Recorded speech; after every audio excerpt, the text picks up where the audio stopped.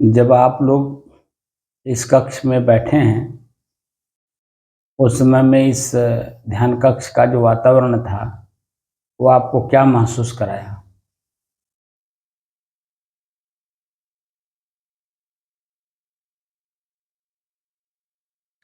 वातावरण सब सामान्य लगा मतलब यहाँ पे।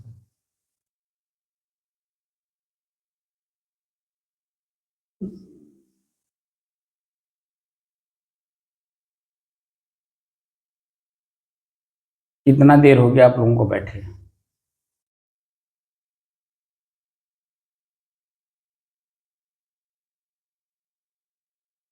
1 घंटा 20 मिनट से। हुँ, 1 घंटा 20 मिनट। 1 घंटा 20 मिनट।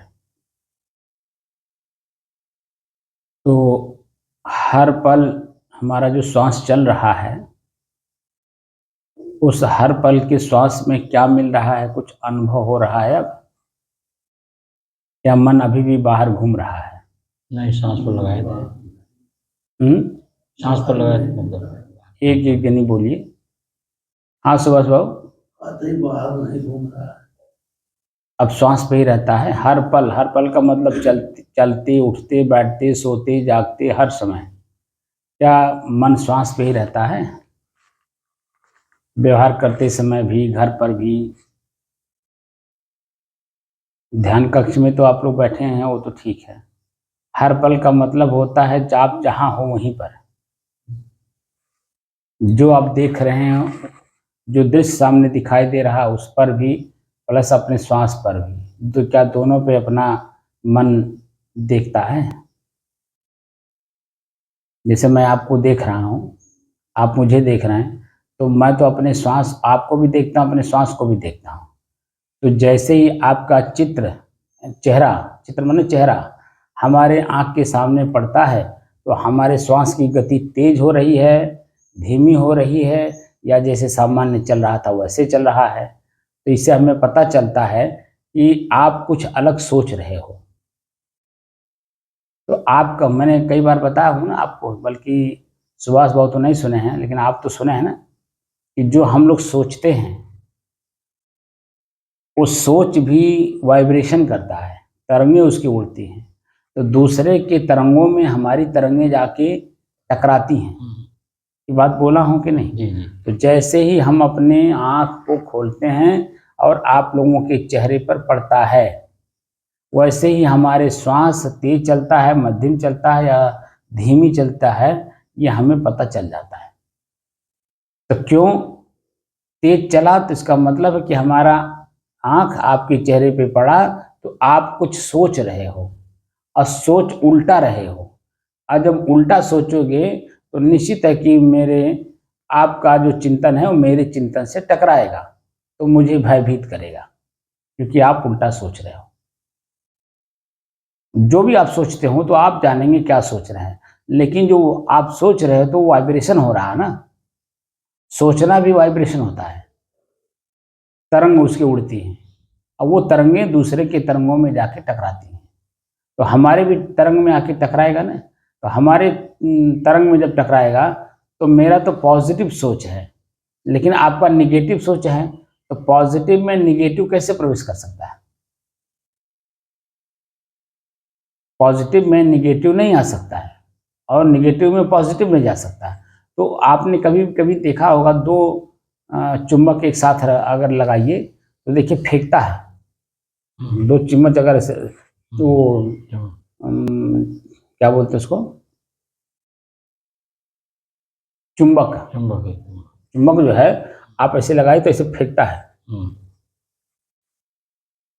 कभी प्रैक्टिकल करके देखिए। जी। ऐसे ही हमारे और आपके जो विचार हैं, चिंतन है, वो एक वस्तु की तरह है, चुंबक की तरह। जी। वो जैसे निगेटिव पाएगा वैसे से फेंक देगा, और वही कष्ट देता है। कष्ट का कारण दूसरा नहीं है, हमारी सोच, हमारी चिंतन, हमारे व्यवहार, हमारे कर्म, वो दूसरे के कर्मों से टकराते हैं जाकर के। टकराते समय जो पॉजिटिव होगा तो उसमें मिल जाएगा, तब मोह पैदा करेगा, मिलने का मन करेगा, बात करने का मन करेगा, उनके साथ रुकने का, ठहरने का मन करेगा। लेकिन अगर उसका पॉजिटिव नहीं है, तो जैसे ही आप बोलोगे वैसे वो आपकी बात का बतंगड़ बना करके आपके साथ खड़ा कर देगा, यानी द्वेष भावना पैदा करेगा। तो इसलिए जो भी जब हम पल पल अपने श्वास को देखते हैं तो पल पल देखते समय हम आंख जो देख रहा है दृश्य उसमें और श्वास में भी हमारे अंतर हो जाता है। चित्र को आंख ने देखा, नाक तो देखा नहीं, श्वास नाक के माध्यम से ले रहे हैं, लेकिन आप जब स्थिर रहेंगे तो आप देखेंगे कि आंख जैसे ही चेहरे पे पड़ेगा और श्वास की गति तेज हो रही कि धीमी हो रही कि मध्यम हो रही है, एकदम आपको मालूम हो जाएगा। श्वास की गति ही मालूम हो जाएगी। और फिर जैसे कोई चीज जब देख लेते हैं और जब मालूम होता है कि कांटा है और कांटा पे पैर रखने से हमारे पैर में चुभेगा कांटा और हमें दर्द देगा, तो क्या हम रखते हैं? नहीं। बचाते हैं कि नहीं? जी।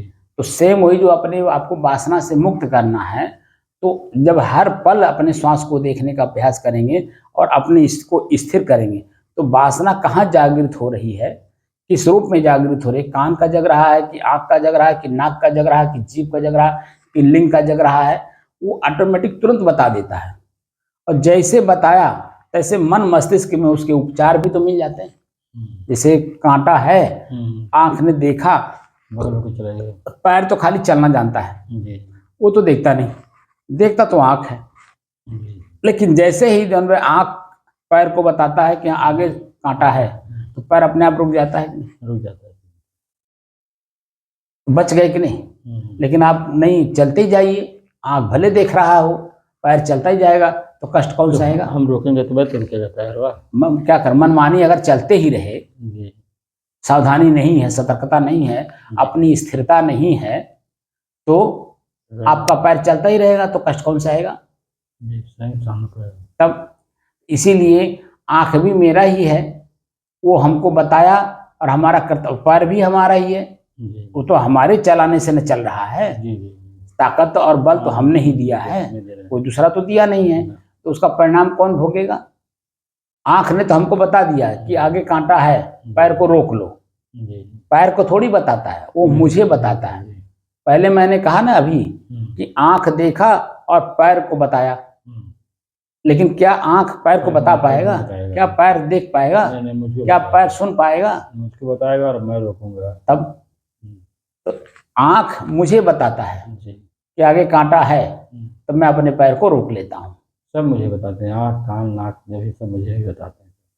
बताते तो हैं, लेकिन कौन समझता है इस चीज को? अब मैं हूँ कौन? बोलिए, जिसको बताते हैं ये लोग, हूँ कौन है? क्या मैं आत्मा ही हूँ? मैं आत्मा हूँ? जो आंख बताया मुझे, तो मैं आत्मा को बताया नहीं। किसको बताया? मन को बताया। मन को बताया। मन किसको बताया? मन चित्त को बताया। चित्त किसको बताया? बुद्धि को बताया। बुद्धि को बताया, वो निश्चित किया। और फिर उसी तरह से जैसा बुद्धि निश्चय करेगा कर्म वैसे होगा। तो हमको नहीं बताता, मन को बताता है। मन चित्त को बताता है, चित्त बुद्धि को बताता है, अब बुद्धि फिर हमको बताती है। यानी क्रिया जब भी होगी तो बिना हमारे अनुमति लिए क्रिया होगी? नहीं होगी। क्रिया करने का अनुमति किसको देता है? कौन देता है? मैं स्वयं देता हूँ, बुद्धि को देता हूँ। अब बुद्धि जन्म, फिर वही बुद्धि के हिसाब से क्रिया होती है। तो कुल मिला करके दोषी मैं होता हूँ, लेकिन मैं अपने आप को नहीं जान पाता हूँ, क्योंकि मन तक सीमित रह जाते, चित्त तक जाते ही नहीं, चित्त तक ही सीमित रह जाते, बुद्धि तक जाते नहीं, बुद्धि तक सीमित रह जाते हैं, अपने आप तक जाते नहीं। क्रिया आखिर कौन करा रहा है? मैं, मेरी जीभ हिल रही है, आवाज निकल रहा है भीतर से, इसको शक्ति कौन दे रहा है? मैं दे रहा हूँ, स्वयं दे रहा हूँ ना। लेकिन स्वयं अपने बोली को सुनता नहीं कान से, तो मेरे आवाज जो भीतर से निकल रही है, मनमानी निकल रही है या सामाजिक तौर तरीके से निकल रही है? जब सामाजिक तौर तरीके से निकलने का मतलब है कि धक्का खाया हुआ है। सामाजिक तौर तरीके से अगर जबान निकल रही है, इसका मतलब है कि धक्का खाया हुआ है, तब अपने को सुधारा है। और सुधार करके तब जब मैं एक एक शब्द सोच सोच कर, चिंतन कर करके वो निकाल रहा है। लेकिन मनमानी चलेगा तब, इसका मतलब है धक्का नहीं खाया। तो अपने मन के अनुसार वो पक्षियों की तरह अपना मनमानी उड़ेगा। लेकिन जब वही, जब मनमानी उड़ते समय जब उसको धक्का लगता है, कोई जैसे मान लीजिए शब्द, जितने भी शब्द निकलते हैं मुझसे शब्द ही तो होते हैं। सब है।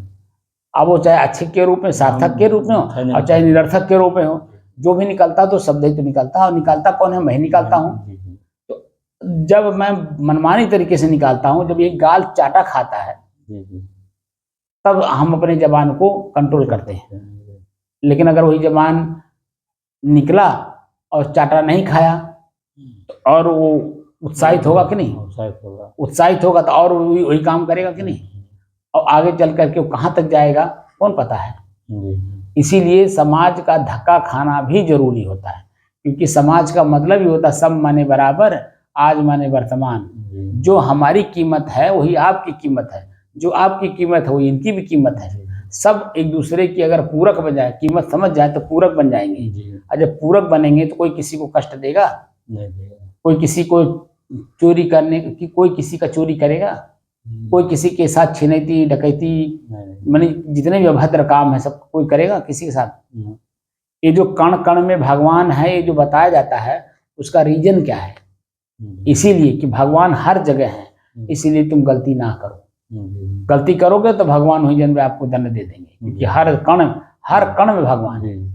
तो कण कण में भगवान है जो कहा जाता है, इसीलिए सतर्कता और सावधानी कीजिए कि ताकि आदमी चोरी ना करे, बेईमानी ना करे, छनैती ना करे, डकैती ना डाले, किसी की माँ बहन बेटी ना ताके, माने गलत काम ना करे। तो जब कण कण में भगवान है तो वो सतर्क हो जाएगा कि नहीं? और जो सतर्क रहेगा उससे गलती होगी। और गलती अगर कहीं मान लें हो भी गई तो अनजानता में गलती हो गई, और जैसे उसकी जानकारी किसी से भी होगी तुरंत माफी मांग लेगा, नम्र हो जाएगा, वहां अकड़ेगा नहीं, अकड़ू नहीं बनेगा, वहां तुरंत नम्र बन जाएगा और तुरंत क्षमा मांग लेगा और अपने को हल्का कर लेगा और फिर अगली कार्यवाही अपना करेगा। वहीं उलझेगा नहीं। वहां तो उलझन जो आ रहा था उन अपने नम्र होने से उलझन समाप्त हो गई। लेकिन जब आप नम्र नहीं होंगे तो उलझन नहीं भी है तो भी आप ले लेंगे, अकड़ेंगे तो उलझन नहीं भी है तो ले लेंगे। इसीलिए पल पल की जो हम खबर अपने श्वास को देख रहे हैं, अपनी सावधानी सतर्कता के लिए। लेकिन अभी जब मैं आया हूं तो आप सतर्क थे, सावधान थे? अभी जब मैं प्रवेश किया हूं, ये न बोले होते तो आपको पता भी नहीं लगता कि मैं आया हूं। और आप थे कहाँ?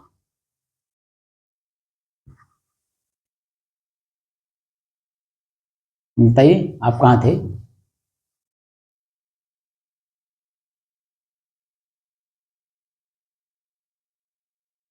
बोलती बंद हो गई।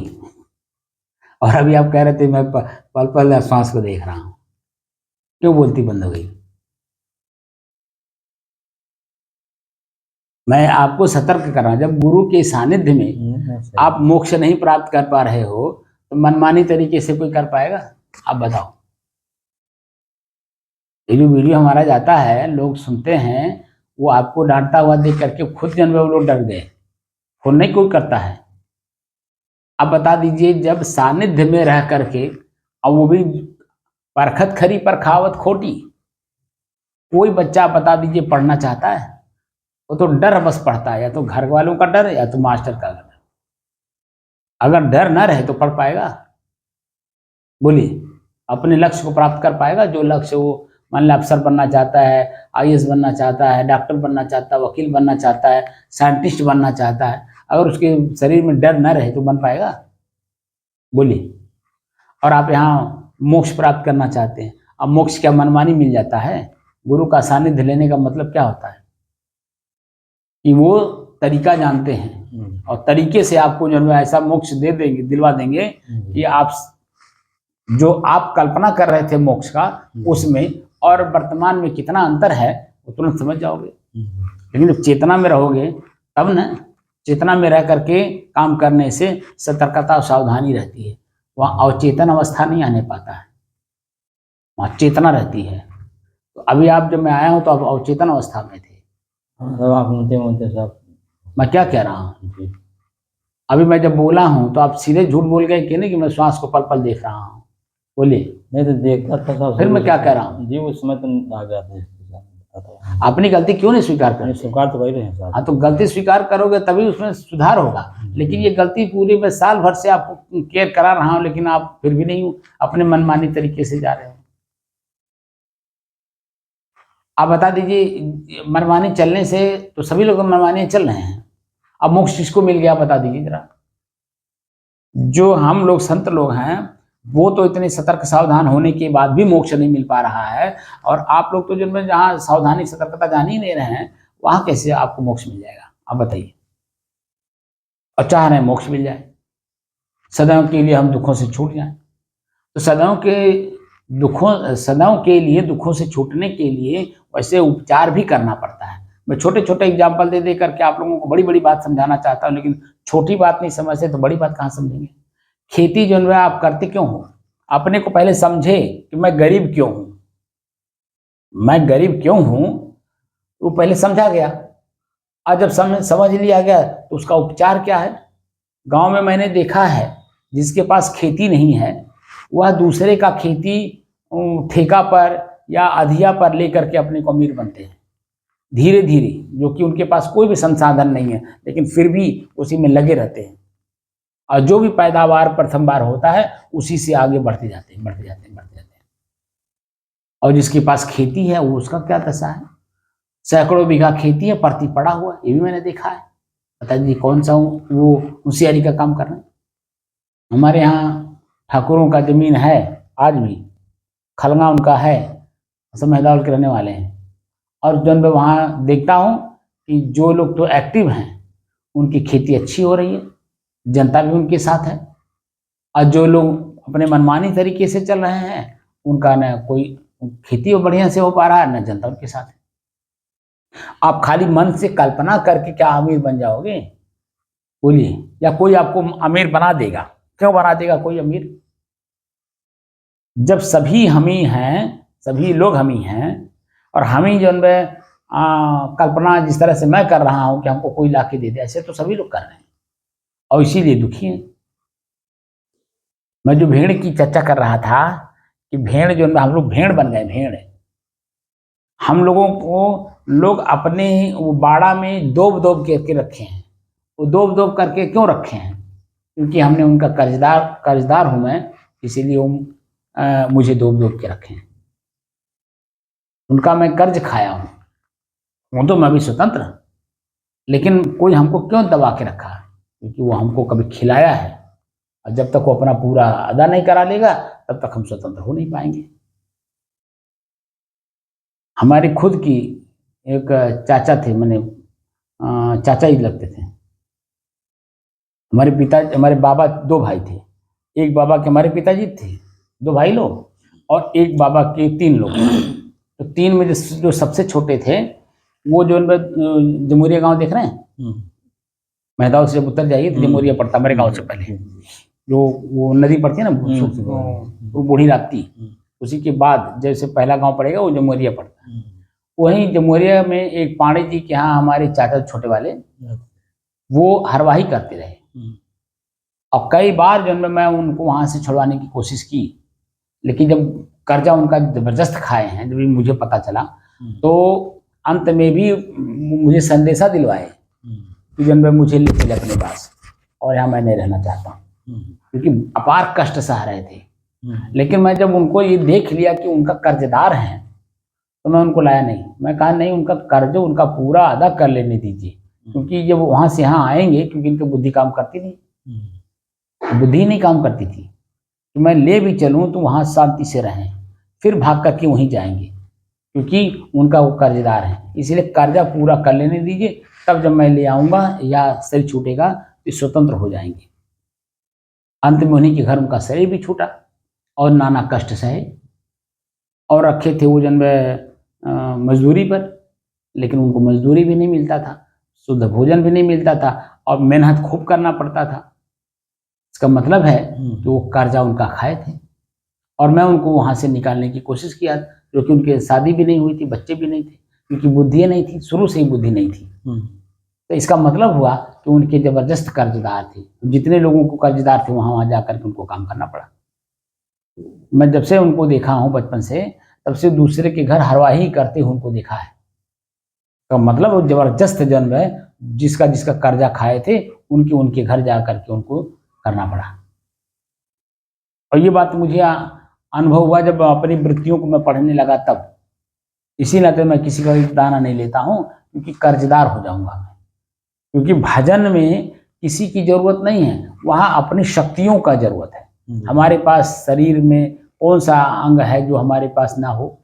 हाथ दोनों सलामत है, पैर सलामत है, दिल दिमाग है, आंख सलामत है, कान सलामत है, देखने की, सुनने की, जानने की क्षमता हमारे पास है, बुद्धि की।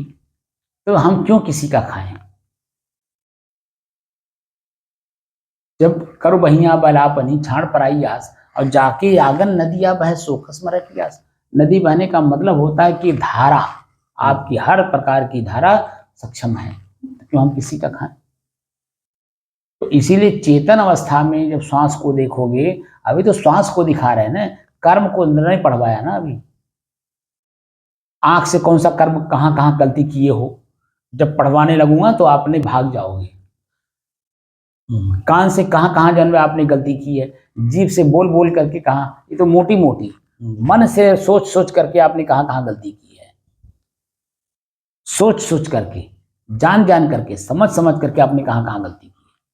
अब वो गलतियां, मैंने कहा ना कि एक एक मिनट का गलती और एक एक जन्म लेकर के आपको भरना पड़ेगा। कहाँ हो कि नहीं, कहाँ हो?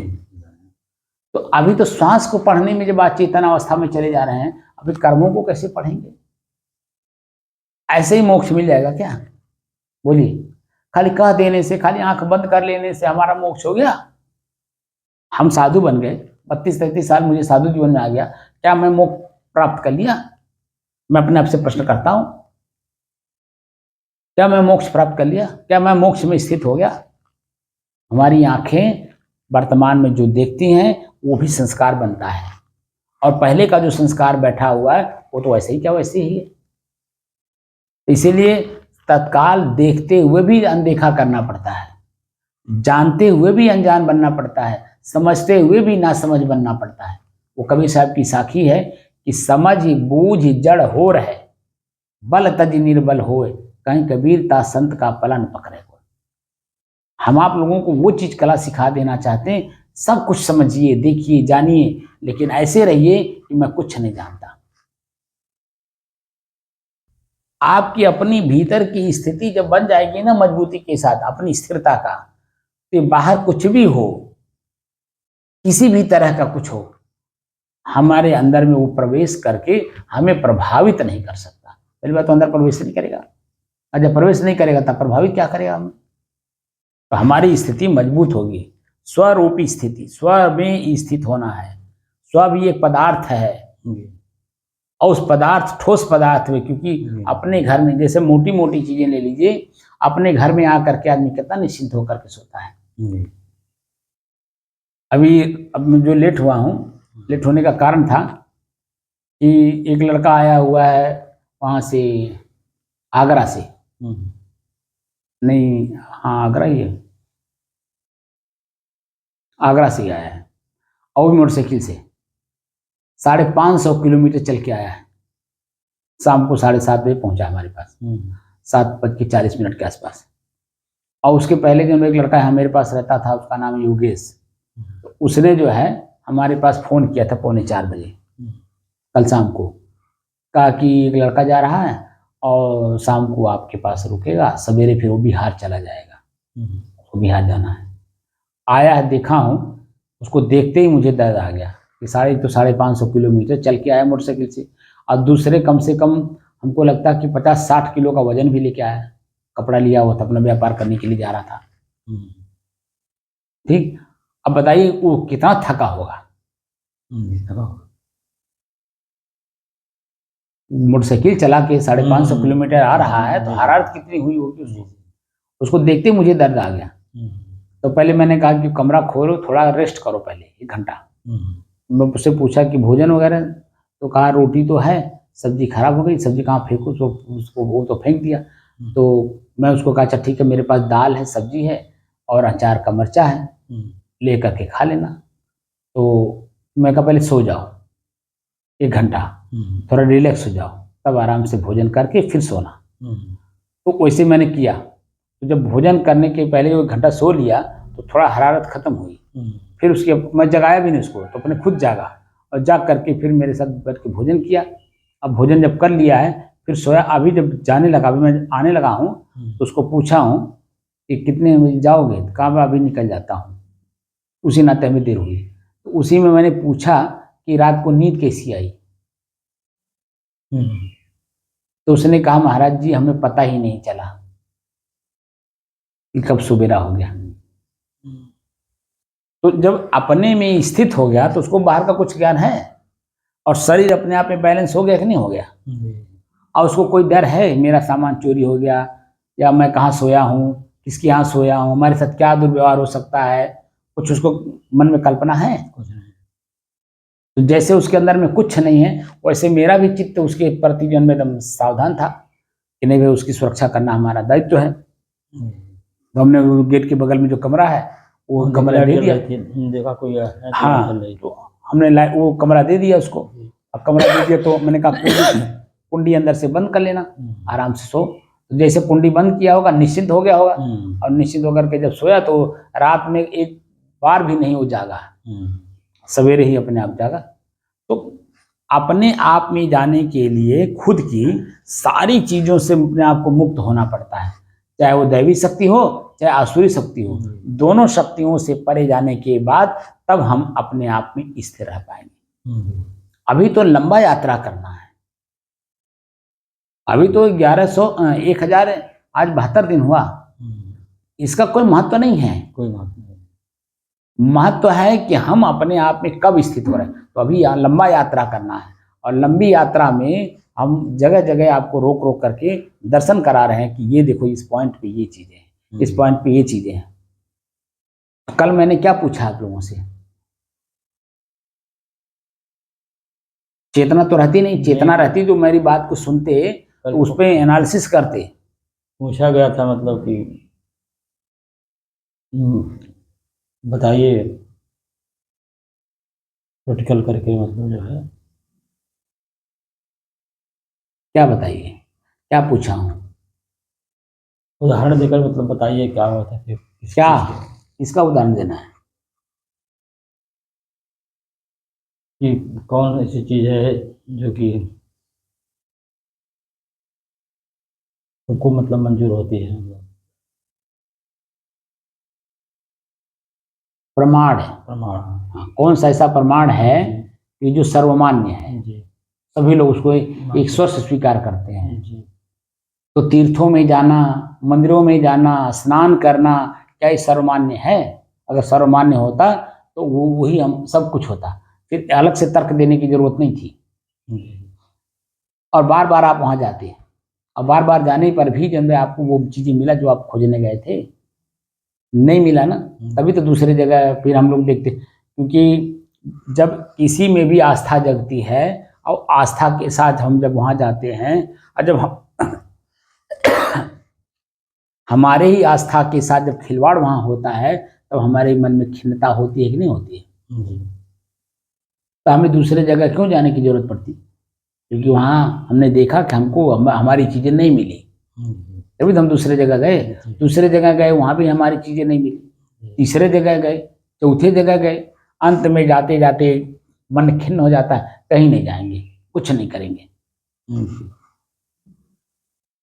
जो हमारे गांव के लोग करेंगे हम वही काम करेंगे। पहले गांव के लोगों को, परिवार के लोगों को हम कुछ नहीं समझते थे, लेकिन जब बाहर धक्का खाया है तब गांव की कीमत समझे, और गांव वाले से जब धक्का खाए तब परिवार की कीमत समझे, और जब परिवार वालों से धक्का खाए तब अपनी कीमत समझ में आया।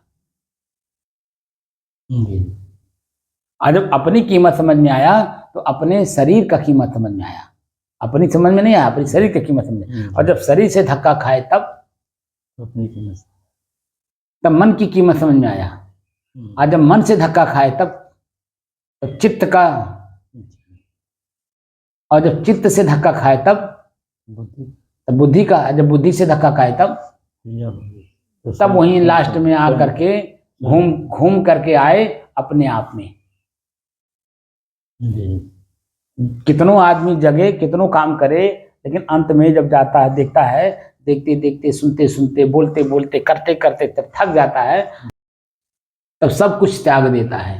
और त्याग करके तब क्या करता है? बस कुछ नहीं करता है, एकांत में जा करके अपने शरीर को सुला देता है। क्योंकि जब शरीर हमारा नहीं कहीं जाएगा, आंख देखेगा ही नहीं, कान सुनेगा ही नहीं, पैर चलेगा ही नहीं, हाथ कुछ करेगा ही नहीं, तो हमारा मन खिन्न होगा नहीं, मन पीड़ित होगा नहीं। और मन पीड़ित होगा नहीं तो हमको कष्ट किसी प्रकार का होगा नहीं। तो हम क्या करते हैं? अपने शरीर को एकांत में ले जाकर के सुला देते हैं। और जैसे सोते हैं ऐसे हमारा पूरा शरीर, शरीर की इंद्रियां, मन, चित्त सब अपने आप में बैलेंस हो जाते हैं, फिर वही काम करने लगते हैं। लेकिन जब ना सुलाएं तो शरीर अस्वस्थ में भी अस्वस्थ हो जाता है, तो रोगी होने का डर रहता है, रहता ही नहीं रहता है। अगर उस समय में आपको 1 हफ्ता जगा दिया जाए और 1 हफ्ते के बाद कहा जाए कि 1 घंटे का हम आपको 1 लाख रुपए देंगे, 1 घंटे का 1 लाख, क्या आप काम करेंगे?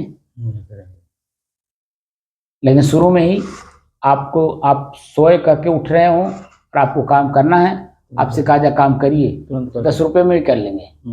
1 लाख की जरूरत नहीं है, क्योंकि शरीर में ताकत है, बल है, काम करने की क्षमता है। लेकिन वही जब काम करते करते करते करते करते 1 हफ्ता बीत गया, 10 दिन बीत गया, और उसके बाद भी काम करने के लिए लोग कह रहे हैं, तो सब कुछ त्याग दिया जाता है कि नहीं? इसलिए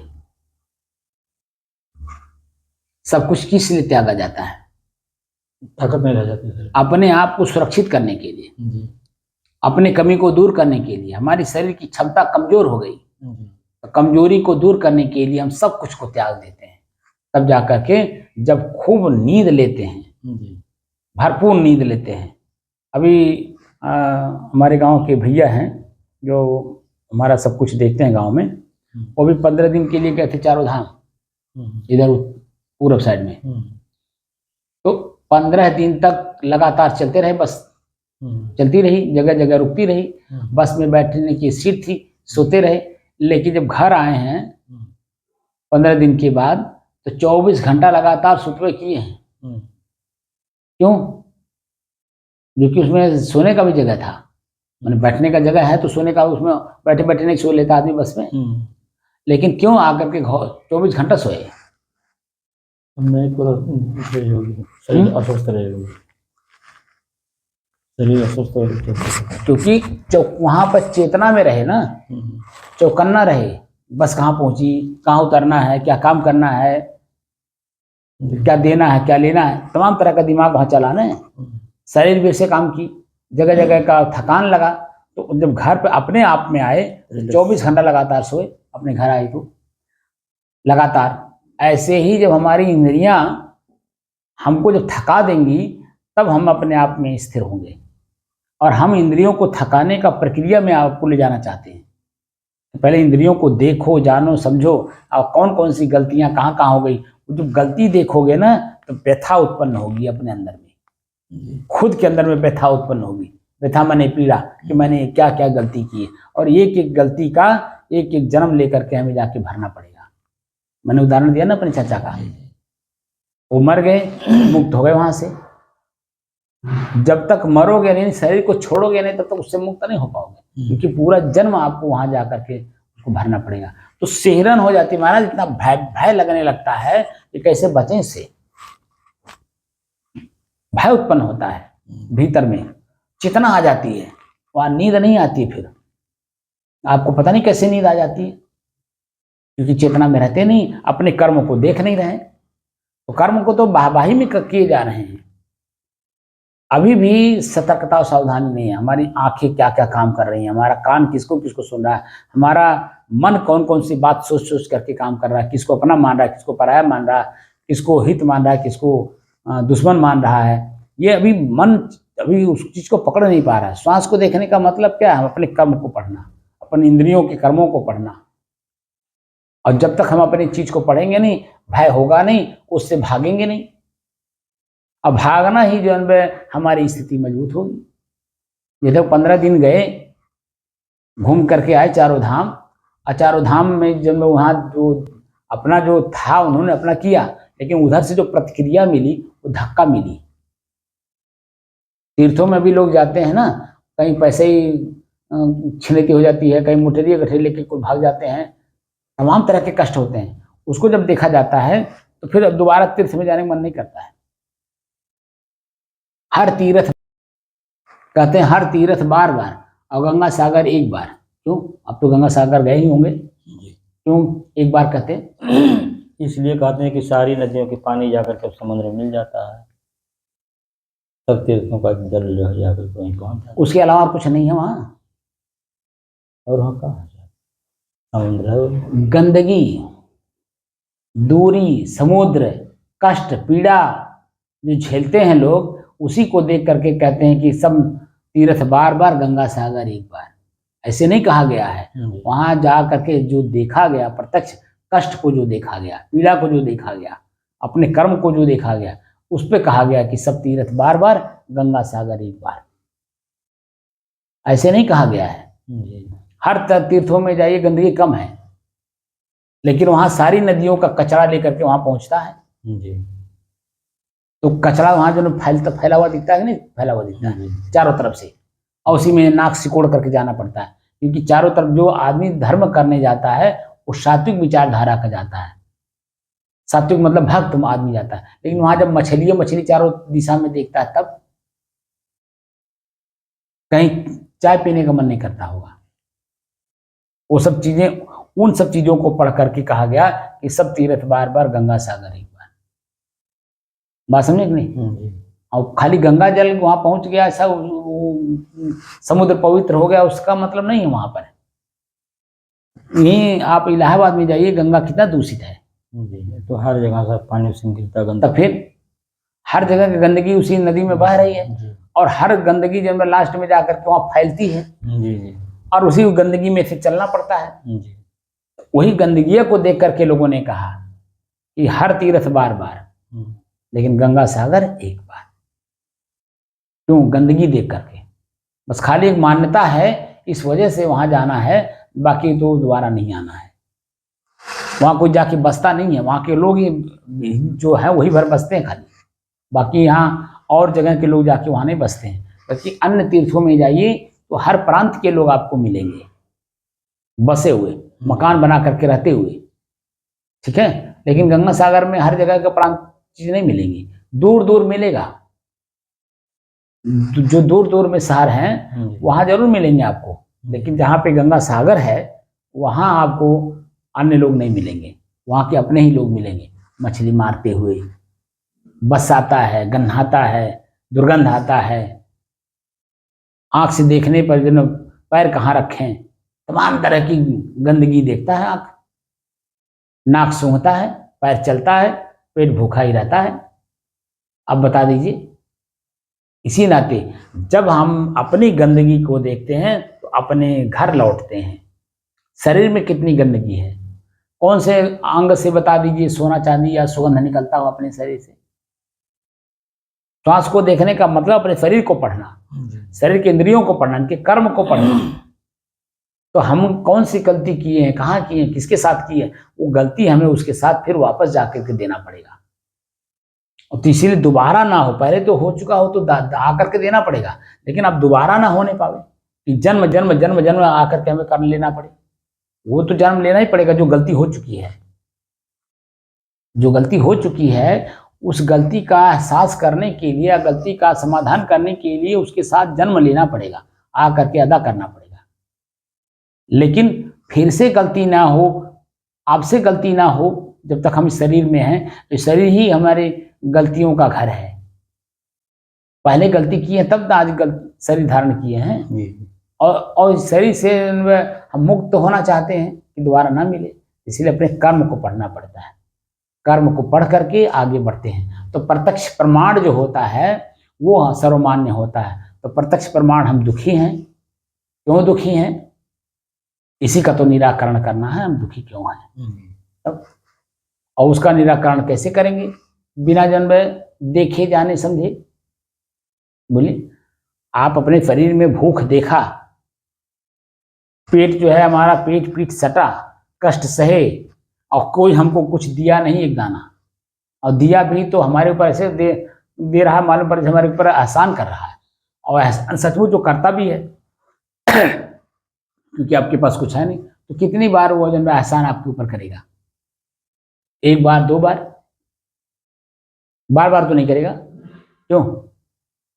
जी तो जब हमें जान गए कि हमारे ऊपर कोई जब हम जान गए कि हमारे ऊपर कोई बार बार एहसान नहीं करेगा, तब हम क्या करते हैं, तो अपना बल दिखाते हैं, अपना खेती करते हैं, बिजनेस करते हैं, या हमारे अंदर में जो टैलेंटता है यानी ज्ञान है उसको हम समाज के सामने प्रदर्शित करते हैं, उससे हम 4 पैसा कमाते हैं। और 4 पैसा कमा करके हम किसी के ऊपर आश्रित नहीं रहते हैं, अपना भरण पोषण हम स्वयं करते हैं।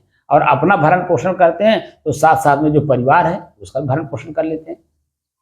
और धीरे धीरे धीरे धीरे आगे बढ़ते बढ़ते बढ़ते बढ़ते रतन टाटा जी की तरह कोविड काल में उन्होंने, जब सरकार ने कहा कि भाई सरकार, हाँ, हम कैसे देश को बचाएं, तो जो उद्योग जगत है वो हमारा कुछ हेल्प करे, सरकार ने कहा।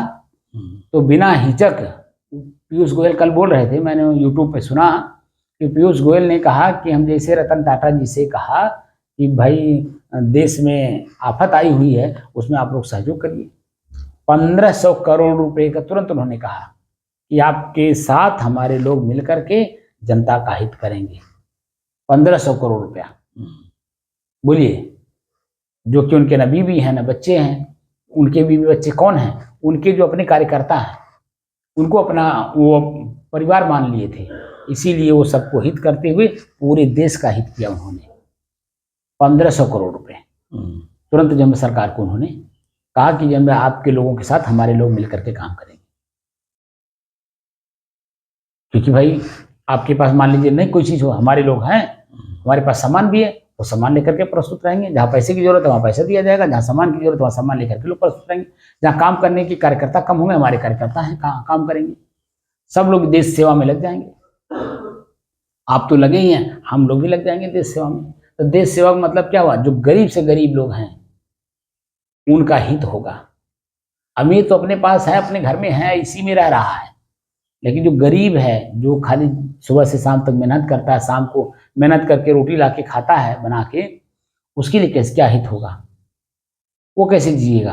उनके लिए तो जब जनता का हित किए, तो देखिए आज जो पूरा जनता विषय छोड़े हैं, पूरा जनता जो जहाँ है वही स्तब्ध हो गया, क्योंकि उन्होंने सबका हित किया। और जिसका जिसका हित हुआ है वह आदमी उनके भावनाओं में बहा के नहीं बहा। तो वैसे धीरे धीरे धीरे धीरे जब हम पहले तो हम व्यवहारिक प्रक्रिया सुधारें, जीभ को सुधारें, कान को सुधारें, आँख को सुधारें, पैर को सुधारें, हाथ को सुधारें। तो इनको सुधारने का मतलब इनके कर्मों को सुधारना, देख कर जान कर समझ करके सुधारना। इसीलिए मैं कह रहा हूँ प्रत्यक्ष प्रमाण में आइए। हम अभी तक ले बहुत बहे, दौड़ा दौड़ा दौड़िया झलक मन की दौड़, जहाँ तक आपकी मन चला वहाँ तक आपने दौड़ा। अब दौड़ने में शरीर सक्षम नहीं है, इसीलिए स्थिर हो गए, लेकिन फिर भी मन बांसु उछल रहा अभी भी पूर्व के कर्मों के अनुसार। जैसे कल शाम को क्या बता रहे थे आप कि हमारे वैष्णव में जब वीडियो हमारी बंद हो गई तो आपने कहा ना कि हमारे वैष्णव में ऐसा ऐसा होता है, यही मानंदी रहती है,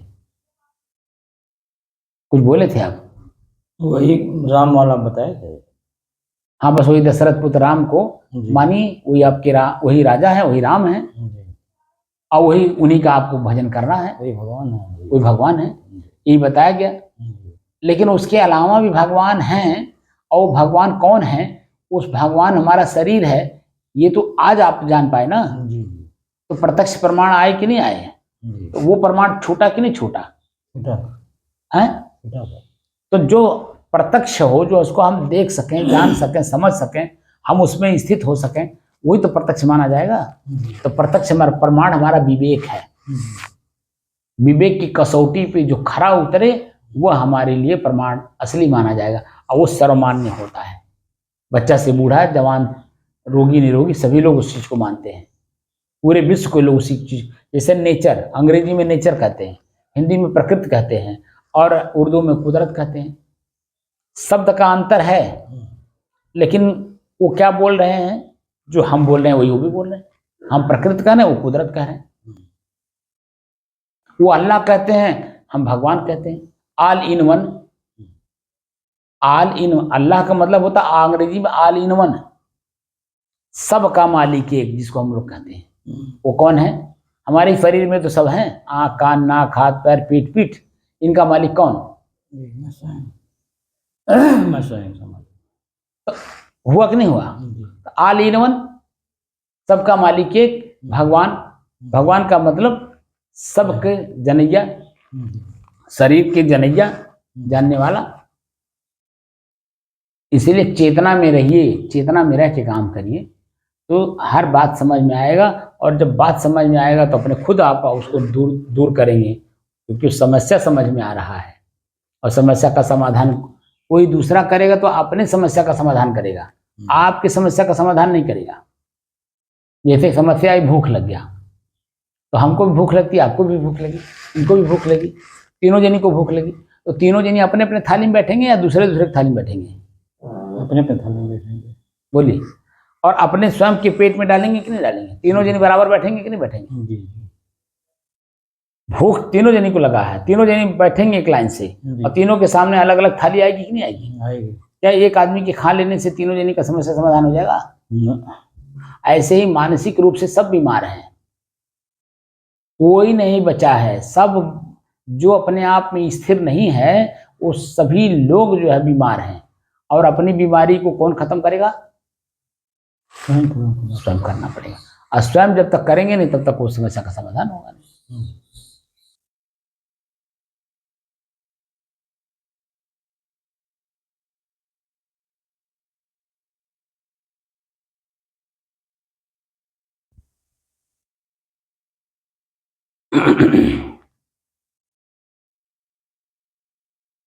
अपने ही चंचल मन को अपने ही बस में करके एकाग्रता, स्थिरता एवं स्वयं अपने आप में शांति का अनुभव करने के बाद स्वयं मैं कौन हूँ को जानने की दृष्टि से साधना करते करते आज 1072 दिन हो गए।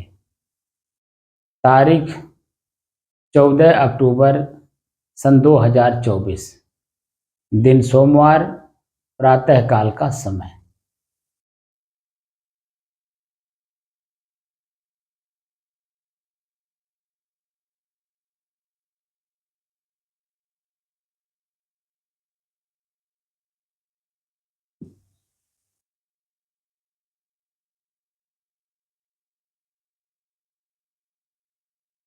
जब हम भीतर से स्थिर रहते हैं तो हमारी मनोवृत्तियां शांत रहती हैं, शरीर की कोई अंग काम नहीं करते हैं। उस समय में हमारे शरीर के अंदर में जो सूक्ष्म रूप से काम होते हैं, ऐसे स्थूल में हाथ पैर आँख नाक कान ये सब बंद हैं, अपनी क्रियाओं से रुके हुए हैं। लेकिन हमारे शरीर में जो वायु तत्व है या मिट्टी तत्व है, अग्नि तत्व है, वो अपना अपना काम करते हैं कि नहीं? करते हैं। वो हमें अलग से महसूस होते हैं अंदर में। अपनी स्थिरता भी समझ में आती है और हमारे शरीर में जो तत्वों के अपने क्रिया हो रहे हैं कमोबेश, वो हमें पता चलते हैं। और उस समय में अपने एकदम अलग होने का और एक क्रिया अलग होने का एकदम स्पष्ट दृश्य दिखाई देता है, एकदम स्पष्ट। अपनी स्थिरता और उसकी चंचलता, किसकी? प्रकृति की।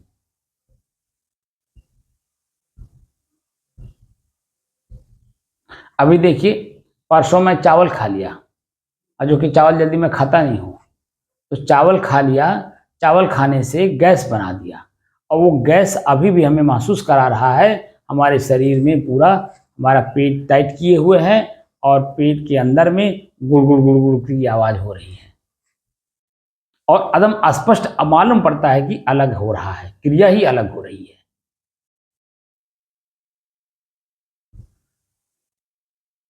जब मैं बिल्कुल अपने में स्थिर रहता तो ये सब चीजें महसूस होती हैं। जिस अवस्था में मैं हूं, इस अवस्था में बहुत बिरले लोग आ पाते हैं, और जो लोग नहीं हैं वो शरीर ही को मैं मान लेते हैं। तो जो क्रियाएं शरीर में होती हैं उसी को दुख सुख मान करके भोगता रहता है। यानी पीड़ा हो रही है तो जो जो से चिल्लाएगा, लोगों को जनाएगा कि बड़ा पीड़ा हो रहा है, बड़ा पीड़ा हो रहा है। लेकिन जब हम अपने आप में स्थिर रहेंगे और शरीर की क्रियाओं को अलग होकर के देखेंगे तो पीड़ा हो रहा है, हम चिल्लावे नहीं करेंगे, वो तो अलग हो रहा है, और क्या हो रहा है, इस शरीर की क्या अपनी स्थिति है, वो हमें समझ में आ जाती है। इसलिए अपने ही पीड़ा से अपने आप को मुक्त कर लेना होता है।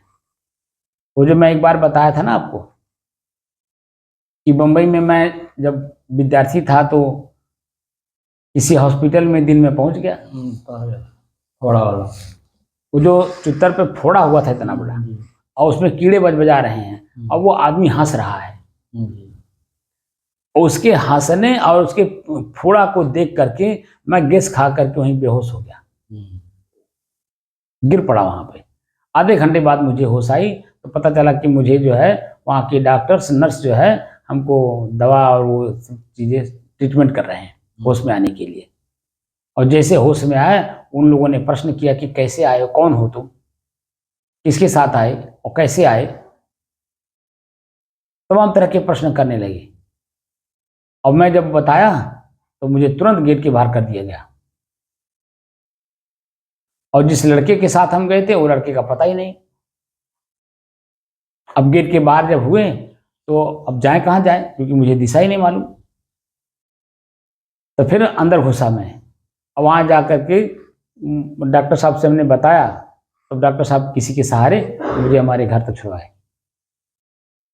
तो वो जो फोड़ा देखा और उसको हंसते हुए देखा, आज मुझे इस बात का एहसास होता है कि वो कितना बड़ा ज्ञानी था कि अपने ही शरीर में फोड़ा हुआ है, कीड़े बजा।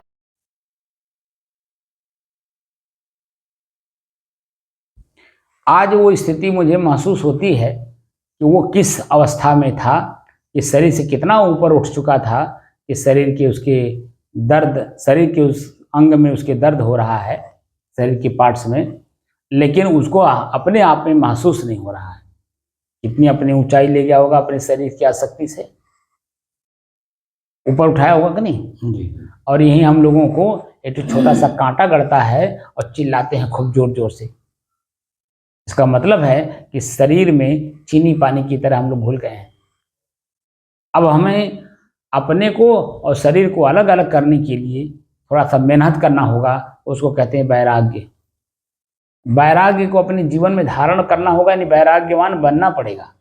वैराग्यवान का मतलब घर छोड़ के भागना नहीं होता है, वो जहाँ हो वहीं रह करके वैर और राग दोनों से मुक्त होकर के मध्य की स्थिति बना करके चलनी होगी। यानी शरीर में हमें आसक्त नहीं होना होगा। तो किस कारण से हम आसक्त हैं, उसकी आसक्ति को पहले देखना होगा, जानना होगा, समझना होगा, और उसके बाद उससे अपने आप को मुक्त करना होगा। इस शरीर से ही, शरीर में रहते रहते ही शरीर से मुक्त हो जाएंगे, तब आप मुक्त होंगे। उसी को सदगुरु कबीर ने कहा कि जियत न तरो मुँह का तरी हो, जियत ही जो न तरे। जो शरीर में रहते रहते शरीर से अपने आप को मुक्त नहीं कर सका, उसका एहसास नहीं कर सका, वो मरने के बाद क्या करेगा। जैसे आपने कल बताया ना कि हमारे यहाँ हमको बताया गया कि मरने के बाद मोक्ष मिलेगा। 12 ज्योतिर्लिंगों का आपने दर्शन खूब किया, यहाँ गए वहां गए, जो जैसा बताया सब जगह गए, और सब जगह आपको यही मिला कि हमें मरने के बाद मोक्ष मिलेगा। और यहाँ सदगुरु कबीर प्रत्यक्ष प्रमाण कहते हैं कि जब तक आप अपने शरीर में रहते रहते अपने दर्दों से, पीड़ों से अपने आप को मुक्त नहीं करोगे, तो मरने के बाद क्या एहसास करोगे। क्योंकि एहसास तो शरीर में रहते रहते ही होनी चाहिए ना। हमें खुद दिखाई देना चाहिए शरीर में रहते रहते मैं मोक्ष प्राप्त किया कि नहीं, मोह का नाश किए कि नहीं। हमारा अगर मोह है तो कहाँ कहाँ है, किसमें है और कितना कितना है। आँख में, कान में, नाक में, जीभ में, लिंग में, पैर में, हाथ में, किसमें, यानी पूरे शरीर में कौन से अंग में मेरा ज्यादा मोह है। और उस मोह को त्याग करिए, धीरे धीरे धीरे अपने आप को अलग कर लीजिए। और जैसे अलग करेंगे वैसे शरीर और मैं एकदम स्पष्ट दिखाई देंगे। जैसे आप और हम हैं अलग अलग, ऐसे ही हमारा शरीर और हम अपने आप में खुद महसूस होते हैं कि शरीर मेरे से अलग है और मैं इससे अलग हूँ। मैं ऐसे नहीं कह रहा हूँ, आप लोग ढंग से काम नहीं करते हैं। जैसे श्वास अपने से अलग मालूम हो रहा नहीं मालूम हो रहा, जी बोलिए। हो रहा है। उसमें सुगंध दुर्गंध सामान्य ठंड गर्म शीतल जो अनुभव को होता है वो एकदम स्पष्ट अपने से अलग मालूम होता नहीं होता है। ऐसे ही पूरा शरीर मेरे से अलग है, मैं इससे अलग हूँ, शुद्ध हूँ, शांत हूँ, स्थिर हूँ, एकरस हूँ, ठोस हूँ, निर्छल हूँ, निर्द्वंद हूँ, निश्चिंत हूँ, निष्फिक्र हूँ।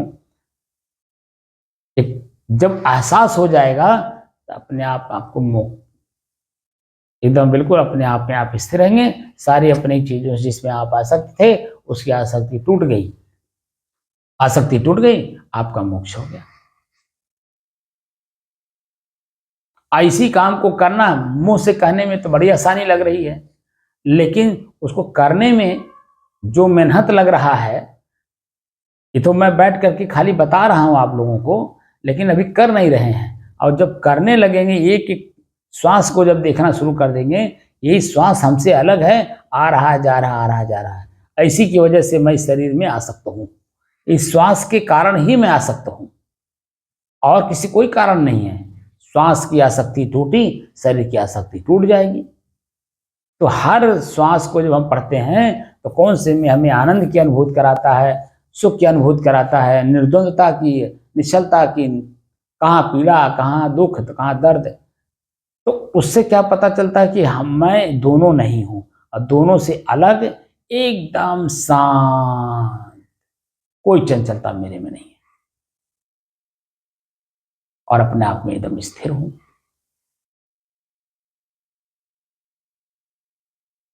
अपने शरीर के किसी अंग में मेरा मन नहीं जाएगा, एकदम शांत रहेगा।